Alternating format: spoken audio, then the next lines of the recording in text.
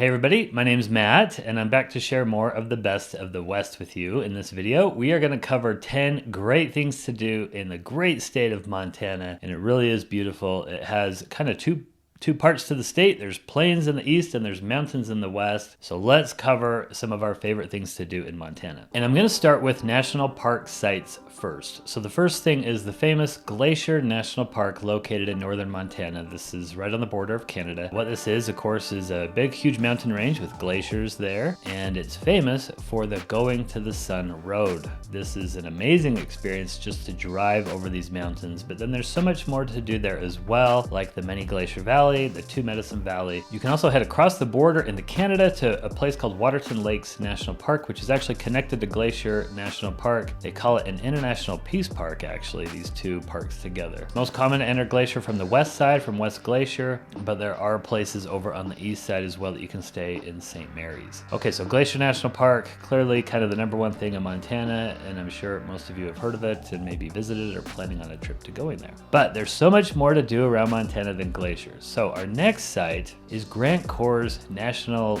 Historic Site, I believe is what it's called. Grant-Kohrs is actually a working ranch, so it's the only working ranch in the national park system from my understanding. The park is set aside to commemorate the open cattle range era in American history, which is like the 1860s, 70s, and 80s, before it got closed off by barbed wire. What they have there is a mansion built by Johnny Grant, so they give you tours of the mansion. It was later purchased by Conrad Kohrs, so that's why it's called Grant-Kohrs Ranch. Kohrs, by the way, no relation to the Kohrs beer. That's a different spelling, different family from Colorado. Also, what they have there is a chuck wagon. So they'll give you a ranger program at the chuck wagon and tell you all about what life was like on the cowboy trail. And then they have a blacksmith shop, which is awesome. Again, they'll give you ranger programs there. You can even do tours, like wagon tours. And then they have huge horses there. I think they're called Belgian horses. They are massive horses. They're so beautiful and cool. They have longhorn cattle there. They have this interesting contraption there that I think was created in Montana to dry out hay or something like that. They'll show you how that works. I can't quite remember. I've been to Grant-Kohrs a couple of times. It's a free site. It's really cool in Deer Lodge, Montana. Our next site is the Little Bighorn battlefield. So this is, of course, the famous battle between General Custer and Sitting Bull and Crazy Horse. This is Custer's last stand, and the Native Americans know it as the Battle of Greasy Grass. And so if you visit there, they have a cemetery where the soldiers are buried. They have a monument for the soldiers. They have a memorial there for the Native Americans as well, and they have a movie that you can watch when you go there as well. My understanding is they recreate the battle, I believe, once a year there, although I don't think they do the actual battle recreation on the national park site. I think they do it right by it.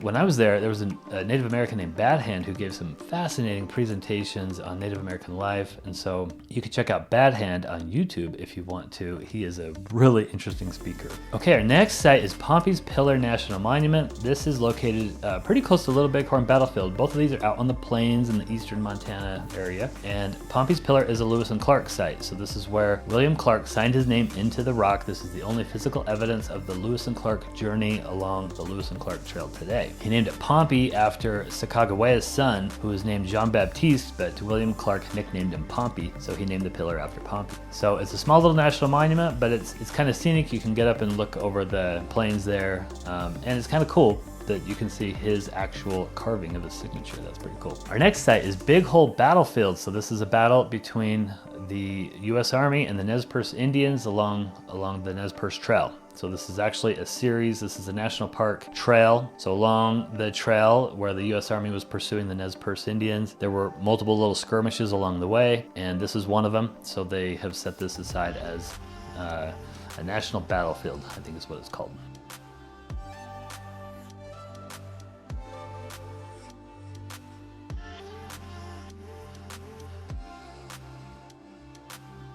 Okay, our next site is the National Bison Range. This is located just north of Missoula, Montana, and of course there's bison there.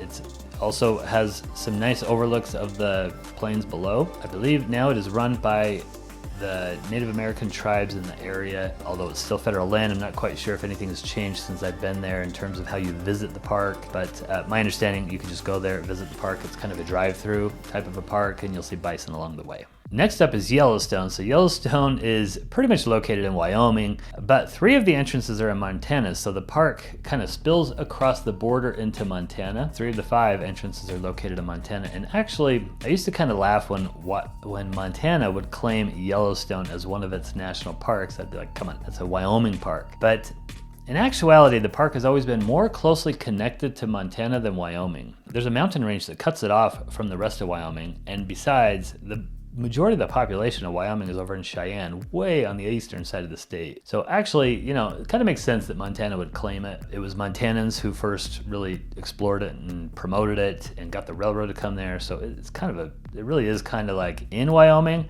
but not of Wyoming. It's really more part of Montana. The next site is not a national park site, but I want to bring it up here because it is a natural site here. It's called the American Prairie. So a nonprofit company or organization is basically trying to reestablish the prairie for the wildlife. So what they say is that the wildlife, like bears and elk and wolves and all that, they used to live on the prairie. We think of them today as mountain animals, but that's just because they got pushed there by settlement. But what this nonprofit is doing is they're trying to buy up land from landowners and ranchers and stuff like that in eastern Montana. Buying up all the land that is neighboring up to public land, already public land. So there's some refuges and stuff out there. And so they're basically trying to expand that footprint. And then they'll tear the fences down after they buy the property. They'll tear all the fences down so that the wildlife can roam free. So they're trying to like reestablish the American prairie, which is a really cool mission. So you can actually go there and stay in teepees or hotels. You can go on tours, I believe. They have some stuff there. I haven't been there yet, but I'm really looking forward to visiting it someday. It is like kind of in the east and kind of in northern Montana, so it's out there a ways. But it's a really cool mission, place that you could stop at if you're doing a road trip on the way through. All right, now let's move on to some cities. So the first city is Helena, Montana. This is the capital of Montana. These cities are real small in Montana. Montana has virtually no population. In fact, when we lived there for a summer, they hit 1 million people in their state. And they were all kind of having a little bit of a worry session, like, oh, we're getting too populated, too crowded here. But Montana is not crowded at all. Helena is just a little town, even though it's the capital. But you can visit the Capitol building, which is always really kind of a cool experience. These states put a lot of effort into their Capitol buildings and they make them really nice. Then they have this beautiful church in town that you can visit with this gorgeous stained glass windows that came from Europe, and they'll tell you all about how the church was built and all that. You can do a little tour. We really, really enjoyed seeing this church. It was just very nice. We also went to the baseball game there. Now the Pioneer League is in the Rocky Mountains here, and these are small little baseball teams. Montana actually has a long history of minor league baseball because it was a great way to provide some entertainment in this very remote state. Unfortunately, the baseball team has been moved now. The field is still there, and it has a wooden grandstand, one of the very few professional stadiums in the country that have a wooden grandstand still. But hopefully someday they'll get a team back. The league has now moved to become an independent league, so I'm really hoping that maybe Helena can get another team again there because that population deserves it. The next thing to do in Helena is called the Gates of the Mountains. This is another Lewis and Clark site where you can take a boat ride through the river, or along the river, through a section that Lewis and Clark called the Gates of the Mountains.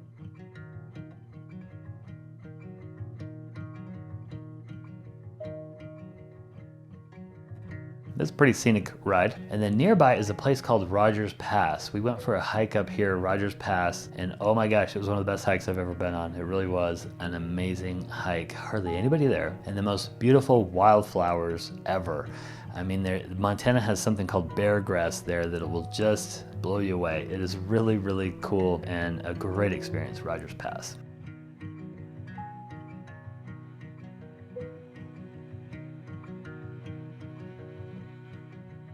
Okay, next up is Great Falls, Montana.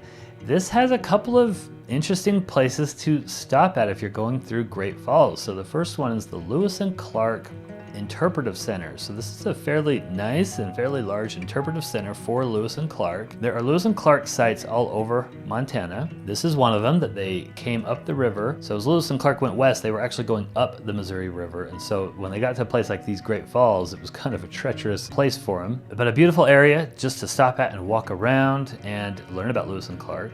And then nearby is the Charlie Russell Museum. So Charlie Russell was a famous Western artist, and his cabin was in Great Falls. This is actually his art studio was there. And they have now restored the cabin, I believe, and built a museum around it with much of his artwork. So very cool. Cheryl kind of thought this was going to be really lame when I told her we had to go to the Charlie Russell Museum a few years back, and she ended up loving it. She really enjoyed it quite a bit.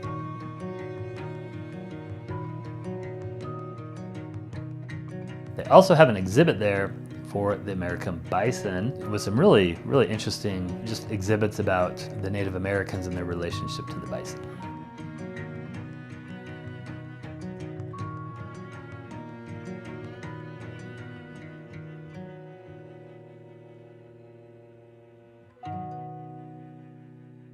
Great Falls also has a baseball team there called the Voyagers. Kind of fun because they're named the Voyagers because there was a famous UFO sighting on the baseball field, I think back in the 50s. And so they have hammed it up a bit. They call their team the Voyagers, and their mascot is an alien, and you can get like alien ice cream or something like that. Space ice cream, I think is what they call it. And you can get a UFO burger. So they've made the burger look like a little UFO. Really, we just love going to these minor league ball games because what we do is we go to a city, see everything we can do in that city, and then go to a baseball game at night, and it's a great way to end off our day.